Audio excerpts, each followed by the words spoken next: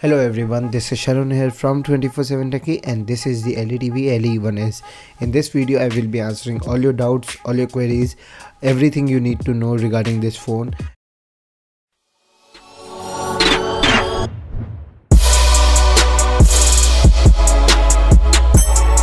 So the first question that we get usually is the build quality of the phone. So the build quality of the phone is very good. So the top and the bottom of the phone is actually plastic at the back and the rest of the body is metal, and it is a very steady device. And at the sides of the phone we have chamfered edges which really looks good. So this is the side of the phones, and as you can see, the chamfered edges are at all sides and really looks good. So to the right of the phone we have the volume rockers and the power button. At the bottom we have the USB type C with a speaker and a mic in which the grills really look good. So it's a symmetric design.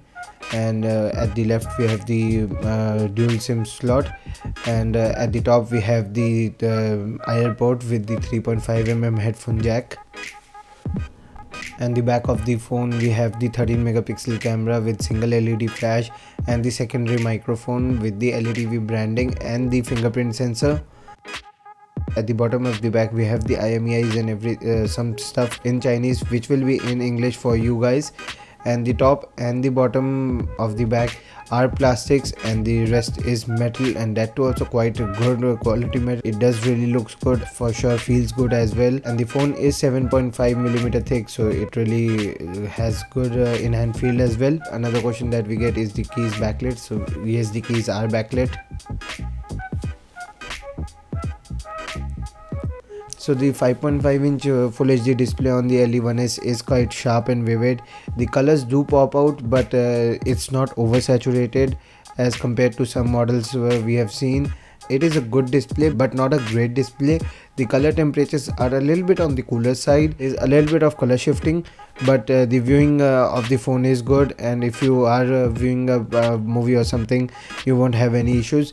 And for the price it's a very good display. And if we talk about the outdoor visibility of the display, it is quite good. So we have had this phone for about 3.5 days to 4 days, and it was only one day that was actually sunny, and I did test it out and it was quite decent. So another question that we get is that is there any protection, because officially they have not told if there is any protection or not. And I did contact the LETV team and they told me that the phone does have Gorilla Glass 3. I can surely tell that after 3 to 4 days of use I don't have any scratches on the phone, and it is a very nice device without a scratch guard or anything. It has survived about 3 days, so it does have some sort of protection for sure. So in the storage point of view, out of 32 gigs we get about 29 gigs out of the box, and that is decent for quite a lot of people. But for people like us, the power users, it can be a little less, but for normal people 29 gigs is quite decent for sure. USB OTG is supported, but you do need a USB type C adapter or a USB pen drive which has USB type C port. But USB OTG is supported. As we can see in the file manager as well, the external device is accessible easily. So the Antutu benchmark score was about 57,000 in the second run. In the first run it was about 54,000, so it is between 54 to 57. That is quite decent and a quite good performance as well. So in front of you these are the specs that Antutu has discovered, so you can just go through it.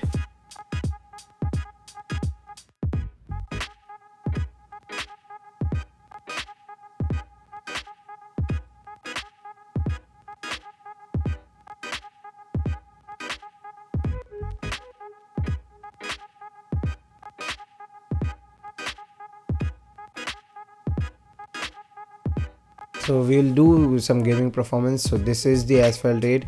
It is running on high graphics right now, and it is performing very nicely. I did play the whole race. I didn't really win, but I just wanted to play it because I'm not really very fond of playing games on phone. So as you can see, the performance is good. There is no lag, nothing. A flawless gaming experience, and that too also on high graphics. And there's no performance mode or anything, so it's running on normal mode. So after end of the game we will test out the temperatures of the phone. So we have a temperature gun over here and we will test out the temperature. and I was really impressed with the output. So the temperatures are not really 33 over 33 degrees, and as you can see, we did play the game, the whole level and everything, and the temperatures are not over 33. And at the front of the phone, the temperature are about 34-35 degrees Celsius. Yeah, and 35 degrees Celsius and nothing over that. So that is a good performance. So we'll also play the Mortal Kombat 5, a small level, and check out the gaming performance of the phone. So as you can see, the gaming performance is quite good, and we will also do and we'll again fast forward the level.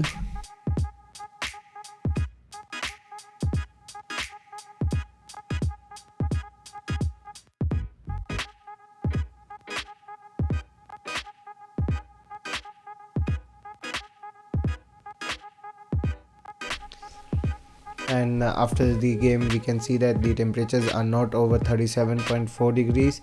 We can maximum take it as 38, 39 to be sure.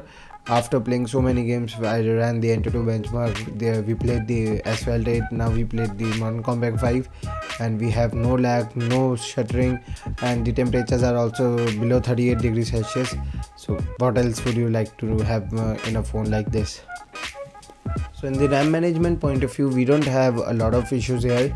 Yes, right now it shows as 1.2 gigs, but on usual day-to-day basis, it shows about 1.5 gigs as free, and the multitasking is quite decent, so no issues in that as well. And in the fingerprint sensors point of view, we can record up to 5 fingerprints, and I have recorded 2, and both are index fingers. And when we try to unlock it, when the screen is off, it does takes a little extra while sometimes to unlock, not a long while but a little extra. But when we try to unlock it when the screen is on, so I'm trying to tap it like this and it's not unlocking. But when the screen is unlocked, so it's the phone is not unlocked, the screen is on, we'll just do a tap and it is unlocked. So the unlocking is very fast like this. And and the fingerprint sensor can also be used as a shutter key. So as you can see, the fingerprint sensor can be used as a shutter key for the camera, and for the both front camera and the back camera as well. So now let's talk about the camera, and first question that we get about is the HDR. So yes, the phone does have an HDR mode, but it is a little tricky to find. So it is hidden like this over here. So it is we can find it, but there is a dash over photos which we have to pull up, and then we can find a couple of modes. And it is quite decent. The HDR does works, and it is a nice and I will also be sharing some of the camera samples of this phone, so you can have a look and judge the camera yourself.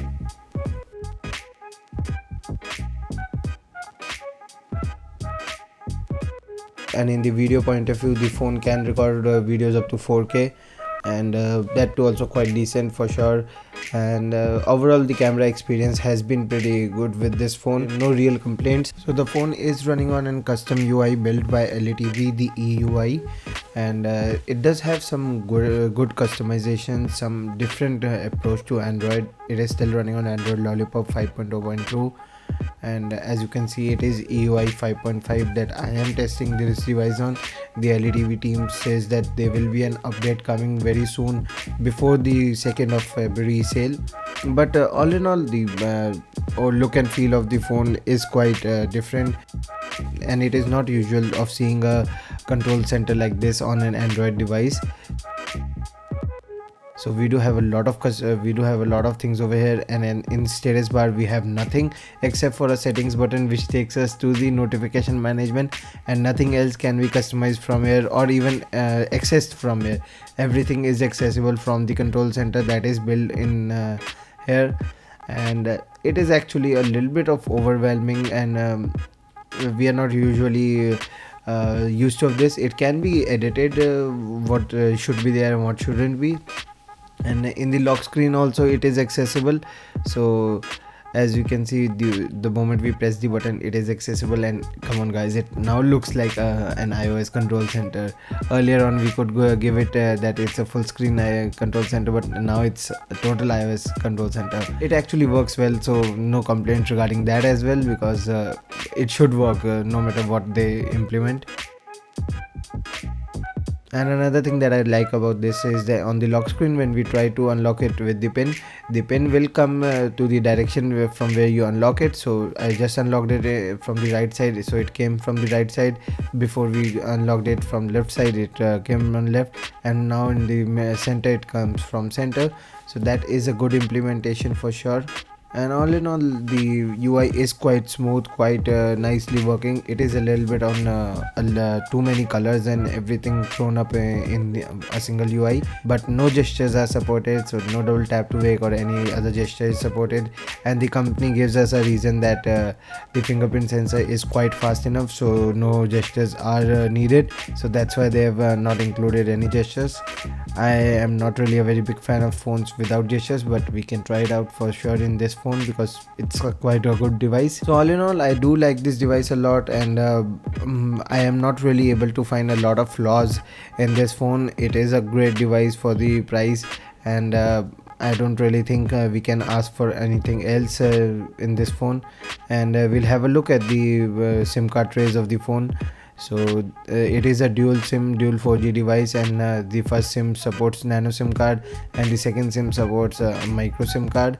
And both SIMs works on Indian 4Gs. I have tested it out on both the SIM cards, and it is working very nicely. And on the battery point of view, I can't really comment that much, as I have not been able to test it as much as I wanted.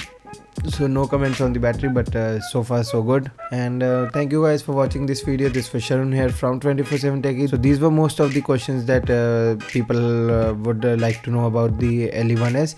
If you still have any questions or anything you would like to ask me, do contact me through Twitter, Facebook, or even comment on the video, and I'll surely get in touch with you. So these are the sensors that are present in the phone. You can have a look. For 11,000 rupees, it's a great device for sure, and if you are able to buy it on the flash sale, you should surely go for this device if your budget is under 15,000 rupees, because I don't really think you can miss anything in this. So I will be back with the review of this device very soon. Do tell me in the comments what you would like to see, and I will surely try to include that in the video. And please do subscribe, please do like the video, and please do share this video, because we have worked very hard, and it will be really very appreciated if you do that. Thank you very much guys, and I hope to see you in my next video. Till then, see ya.